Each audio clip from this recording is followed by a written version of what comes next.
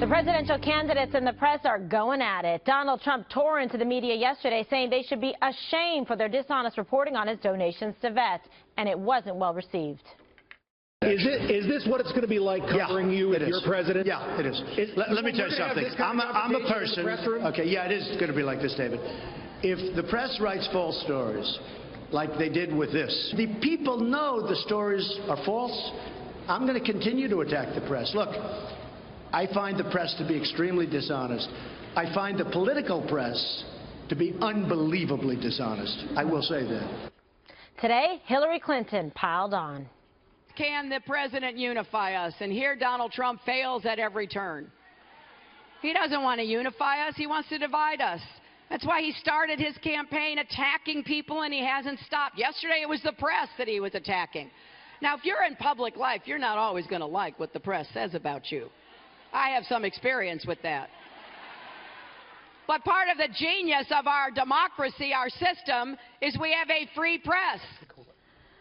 She claims to be the press-friendly candidate as the one who's always happy to answer reporters' questions. So why doesn't she put herself out there like Trump? Listen to her answer. It's been something like 5 or 6 months since you've held an actual press conference. Is that something you're going to remedy soon? Oh, I'm sure we will. Look, I was shocked myself that I've done nearly 300 interviews. Whoa, new math. Clinton hasn't held a news conference this entire year, or a Fox News debate. And as for the 300 interviews, that's from her campaign's, quote, internal tally. So what do we make of? Dana goes, yes.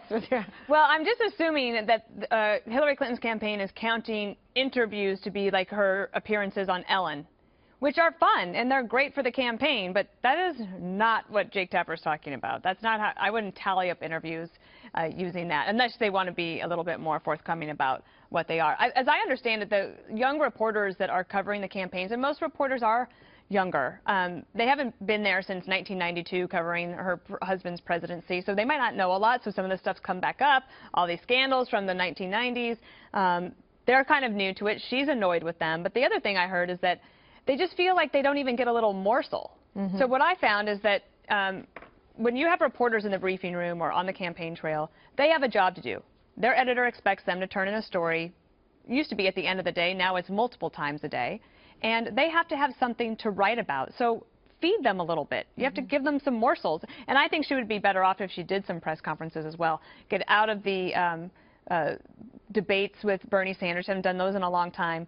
The interviews with Ellen are cute, but I think she would benefit from doing a press conference. Yeah, well, actually holding herself up to perhaps some real questions. I mean, she won't do debates, you know. She's shying away from well, she wouldn't come on Fox News, Juan, to do a debate. No, she does debates. What are you talking about? She's done several debates. Did she accept Fox News? No. I understand your point, yeah. but I'm saying she's done multiple debates, and I disagree with Dana. I think that, in fact, it's tougher to sit and do an interview where someone goes in depth with you. I think press conferences are often scripted. Your responses. I mean, people have talking points that they reiterate, and that they select who's going to be asked questions. You and I both know this from White House days. They pick who's going to ask, and sometimes even tell people we want you to ask about this. So, to me, a press conference is not the be-all and end-all.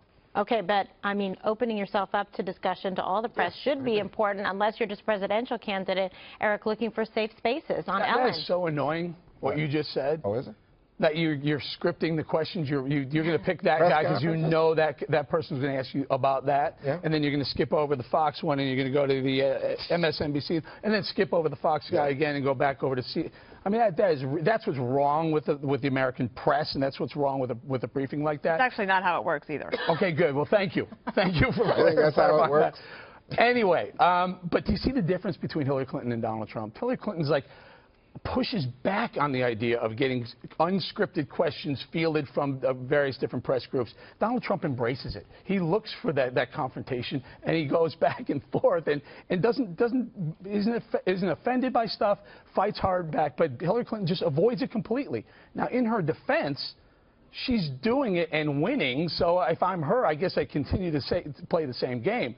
My playbook is working and I'm winning, so I'm not going to open myself up to a James Rosen or a Carl Cameron question. Maybe that's the way to do it. So, but I will tell you, it'll get a lot more difficult for her when it's Trump Clinton.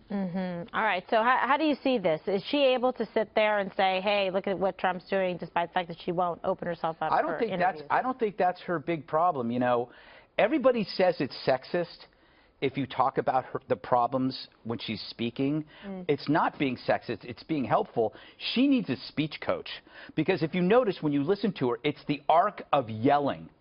She begins the sentence up here, and then she ends it down here. She's like, do you know what's wrong with Donald Trump?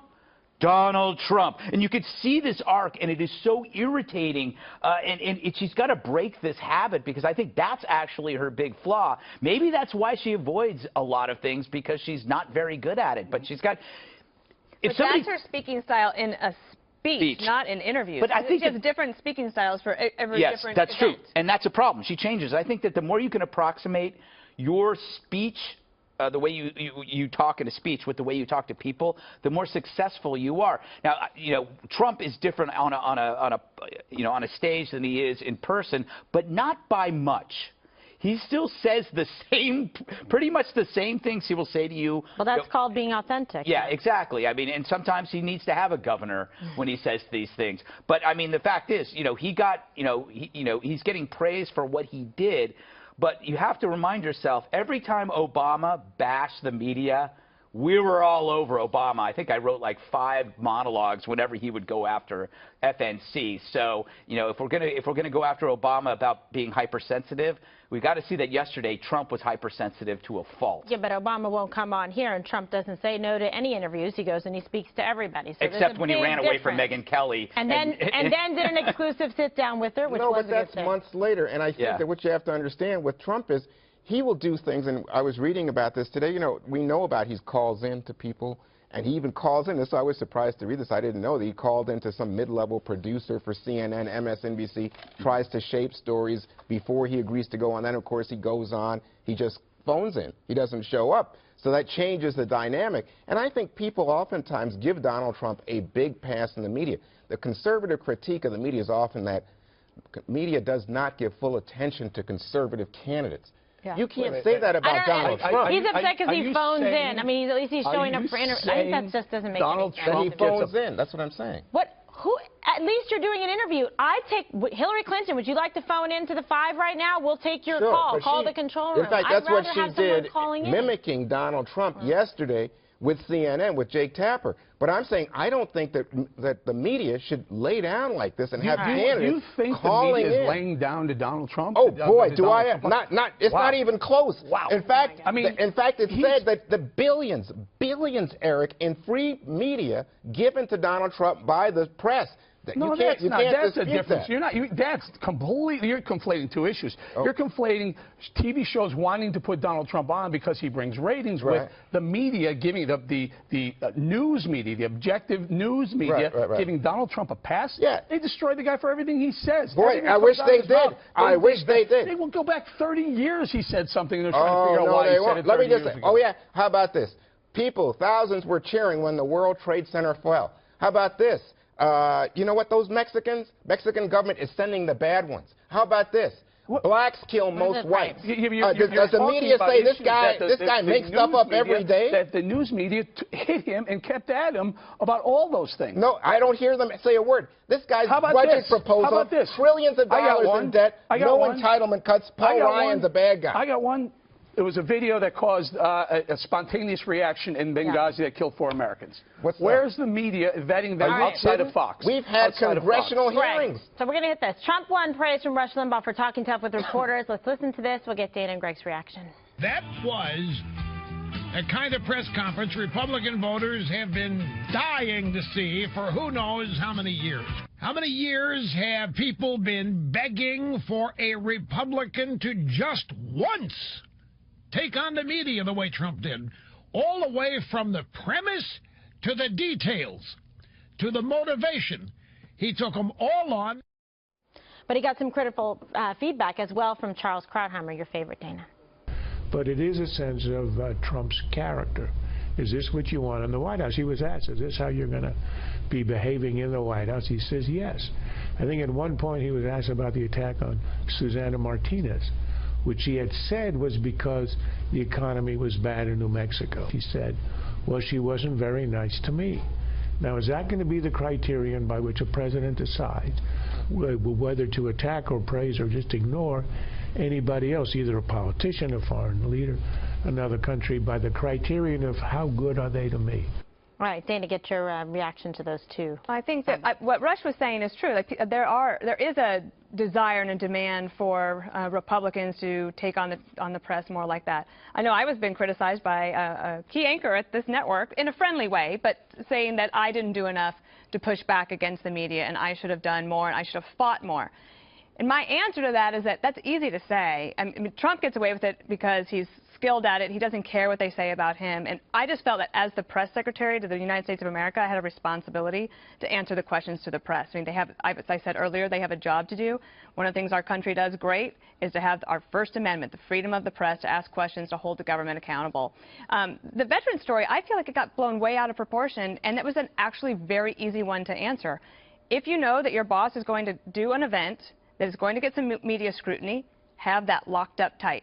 Don't prepare just for the next day's headlines. Prepare for the headlines in 2 weeks, because that's where you need to make sure that whoever from the press secretary position, you find out who's in charge of making sure that this money is getting to whichever groups we're going to send them out to, and I need a clean list so that I can answer questions from the press.